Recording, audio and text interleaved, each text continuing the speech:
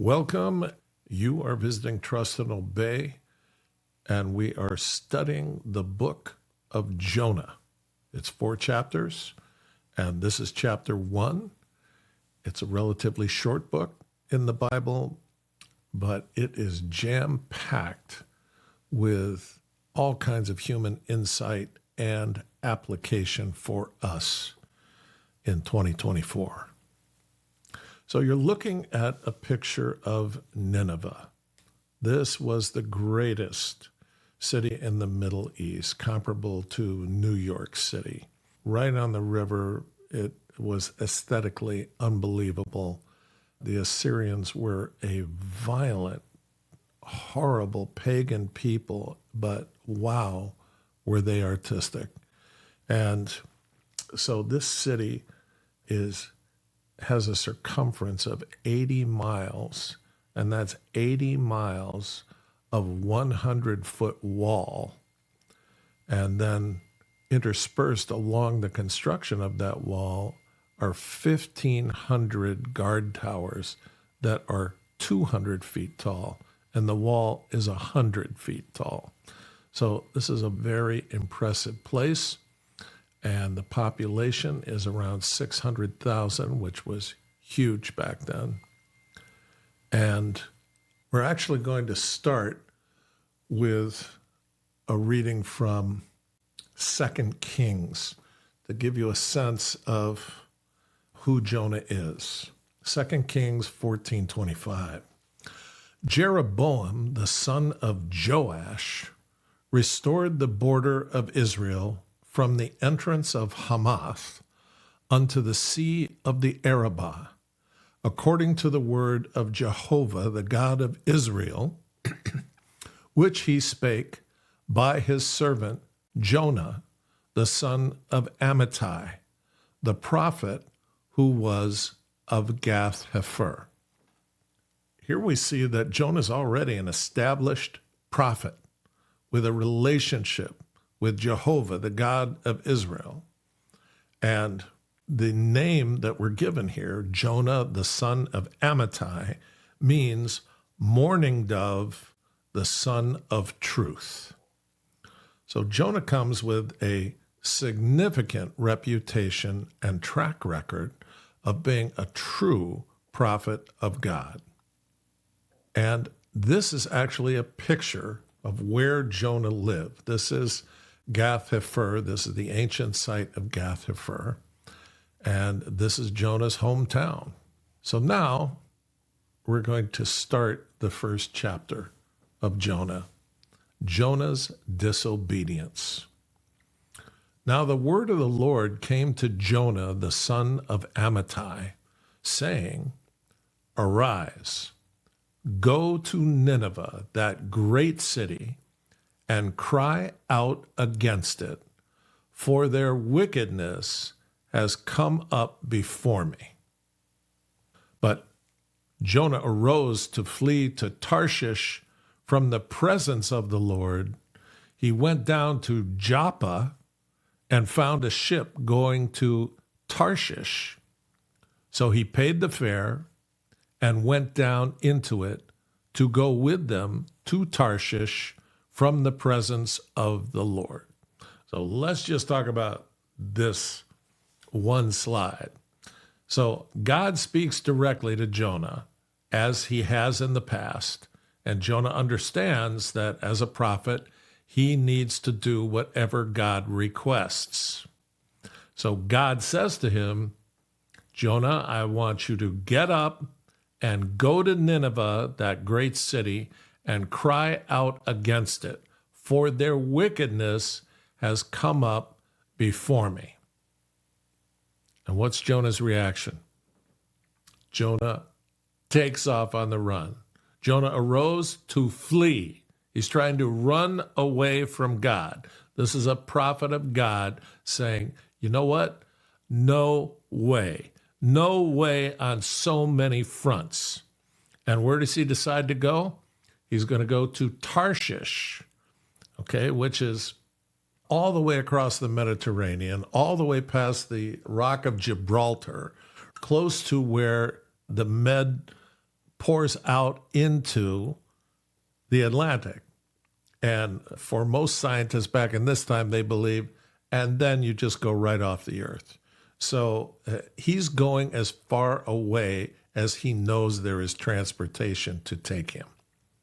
Now, there happens to be, right towards the end of that route, a huge smelter. A smelter is a place where you bring iron ore, in this case, melt it down, and then take the pure ore and make rods of iron from it. And so this was in high demand. And so the boats that are coming from Joppa, which is mentioned in this, are full of corn, and they're taking the corn all the way to the west and bringing back iron. So that's the route. It's a long sail. This is a big Phoenician freighter with multiple decks and very experienced, very pagan sailors operating this ship. It says, but Jonah arose to flee to Tarshish from the presence of the Lord.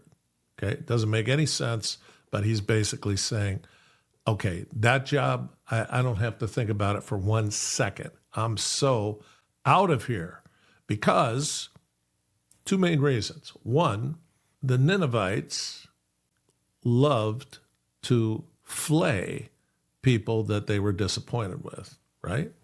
And so if they don't like this message, they are going to take all the skin off Jonah while he is alive.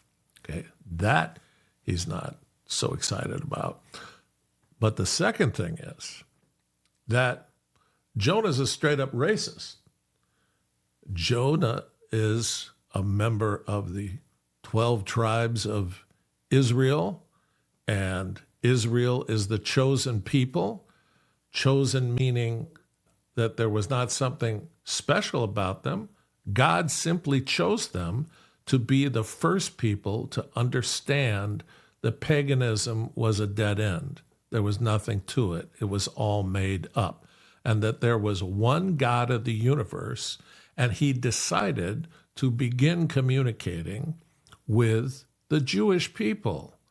And the deal was the Jewish people were supposed to share the wonder of their monotheism with all of these polytheistic people who worshiped all kinds of gods. They had a god for everything, and little curio versions of these idols all around their house, and they prayed to all of them. And so Jonah is saying to himself, I'm not going there and delivering this message from God because I have experience with God.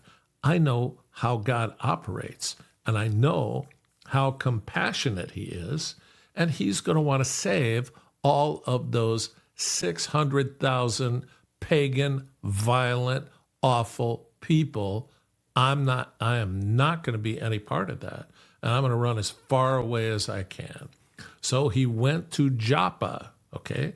That was a 70-mile walk, and it was the only port that Israel had.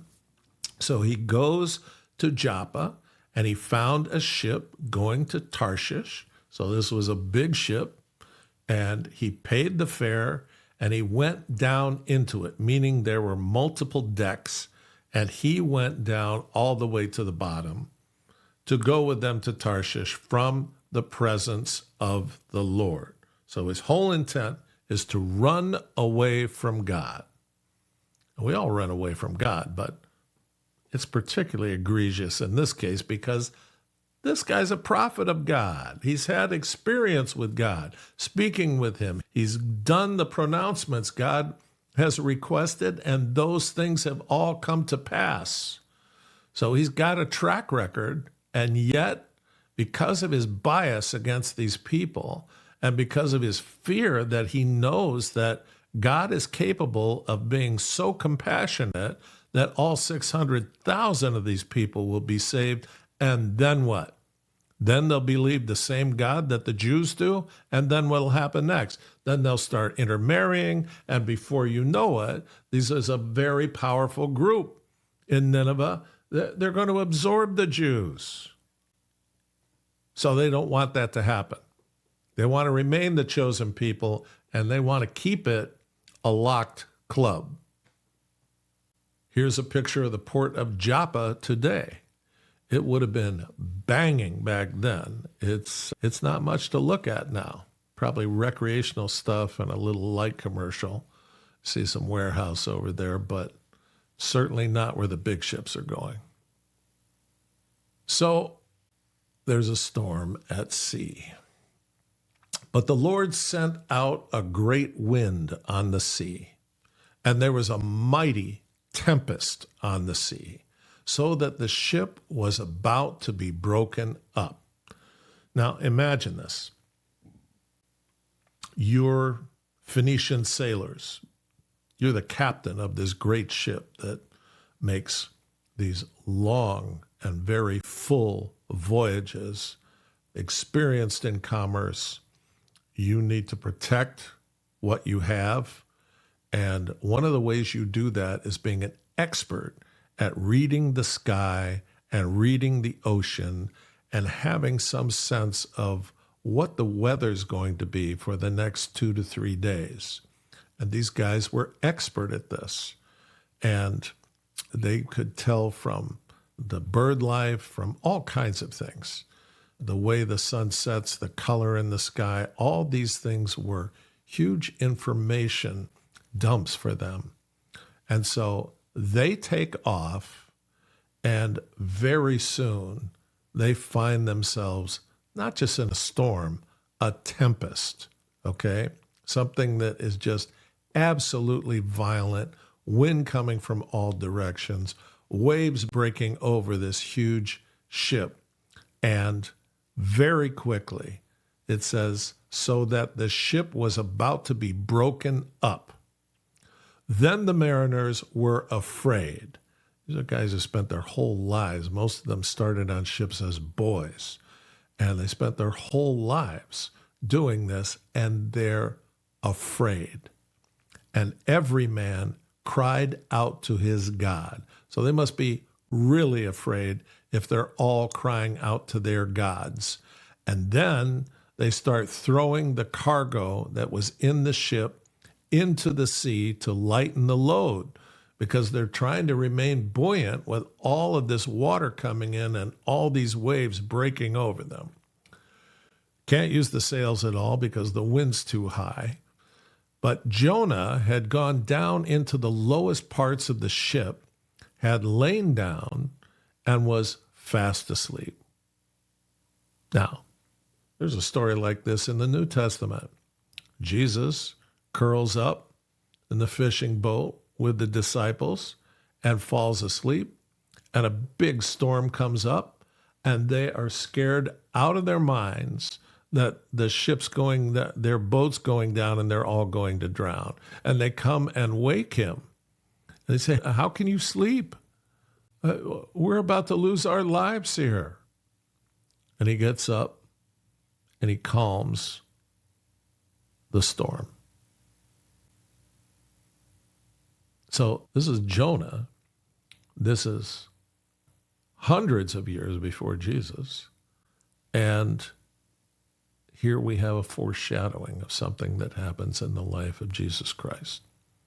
Verse 6, so the captain came to him and said to him, what do you mean, sleeper? Arise, call on your God. Perhaps your God will consider us so that we may not perish. So that's the captain who thinks they're all going down.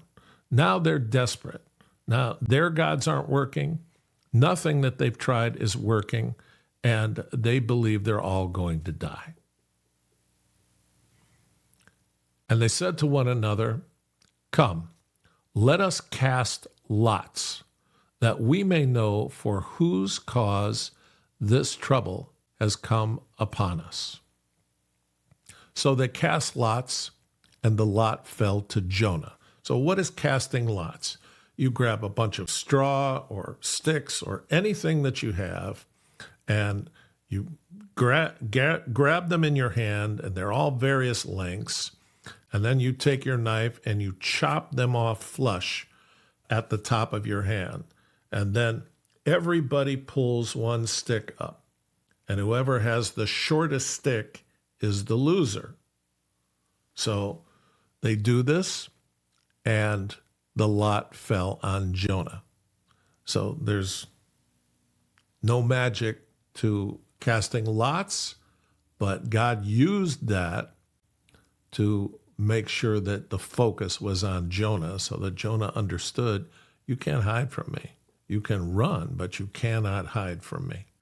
Then they said to him, please tell us, for whose cause is this trouble upon us?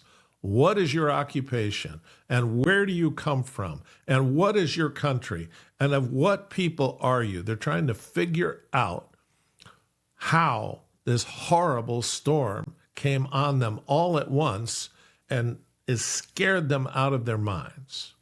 So he said to them, I am a Hebrew, and I fear the Lord, the God of heaven, who made the sea and the dry land. Then the men were exceedingly afraid and said to him, why have you done this? For the men knew that he fled from the presence of the Lord, because he had told them. Then they said to him, what shall we do to you that the sea may be calm for us? For the sea was growing more tempestuous. So imagine the scene when they're in Joppa.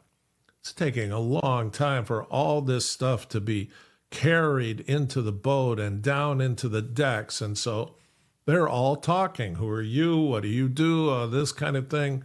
And they find out that this guy is a prophet who's running away from God, and they don't think anything of it. Like you might hear that on the street. Yeah, this guy says he's a prophet. He's running away from God. You wouldn't think anything of it until this gigantic storm is threatening to swallow you, the ship, everyone up. And he said to them, pick me up and throw me into the sea. Then the sea will become calm for you.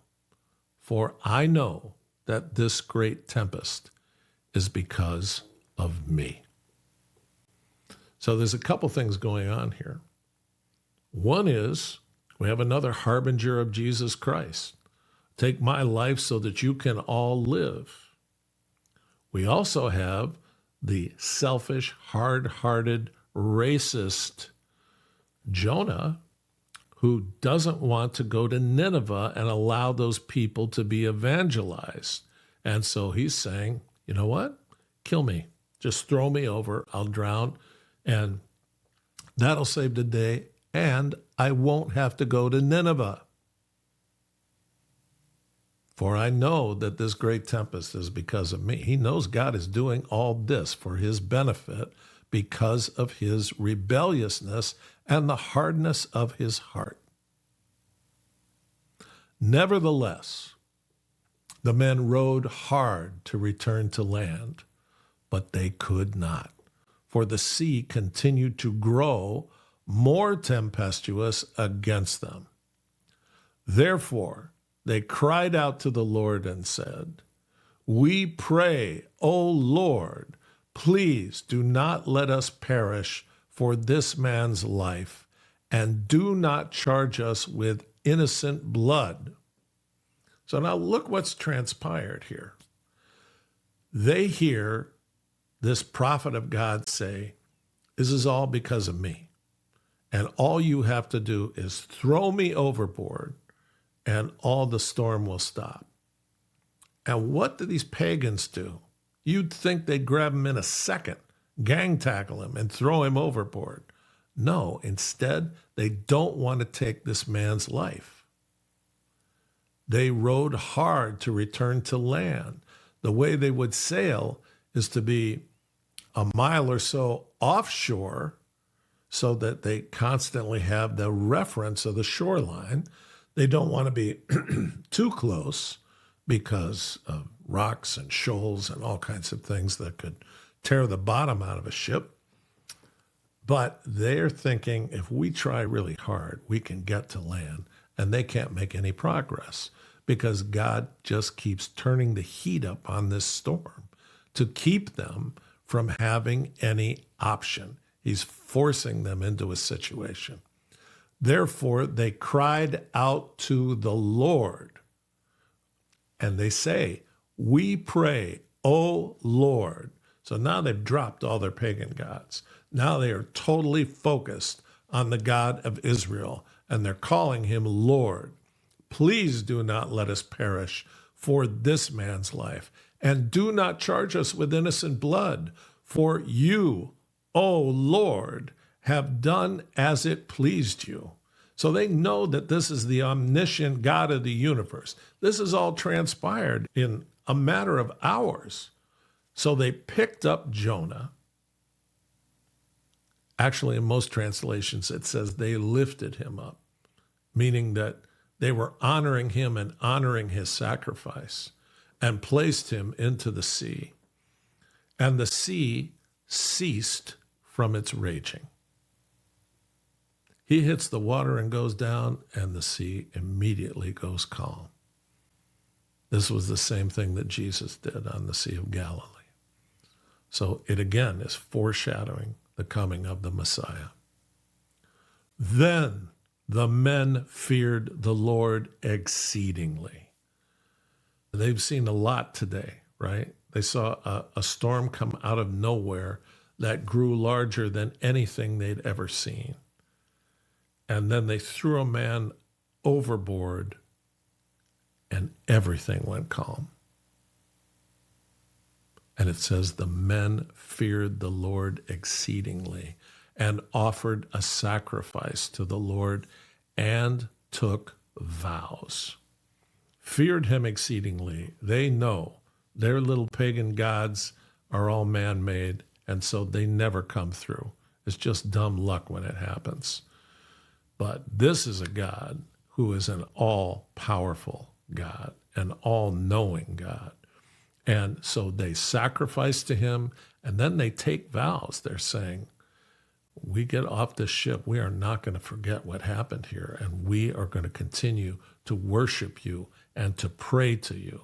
Full evangelization of pagan sailors, a hard group. And who hasn't been evangelized? The prophet of Israel. Why would that be? Why would this story be structured like that, where the prophet of Israel is the one who has the hardest heart of the whole group? Because God is using this story of Jonah to speak to the entire nation of Israel. And he's saying, hey, I gave you a huge opportunity. I made you the chosen people and the first people to know me. And I allowed you to know me in many miraculous ways. And look at these pagan Phoenician sailors. They get it immediately. And you don't get it. You continue to hold back from other people. You continue to be racist about everyone who is a non-Jew. You have rules that say you can't talk to them. You can't shake hands with them. You can't share a meal with them. You can't eat food that they've prepared. You can't do any interaction with these people. They're animals. God is saying, that's not going to fly. And if you continue to do this, then I'm going to send destruction your way. So look at what's happening in this little vignette on this boat. There's already people who have come to a saving knowledge of me, who were pagans. What's your excuse? And what's Jonah's excuse? Now the Lord had prepared a great fish to swallow Jonah.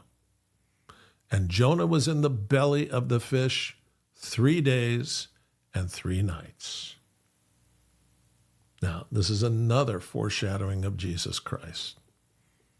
He said, I'll be gone 3 days and 3 nights, and then I'll rise again from the dead. Jonah is going to reenact that.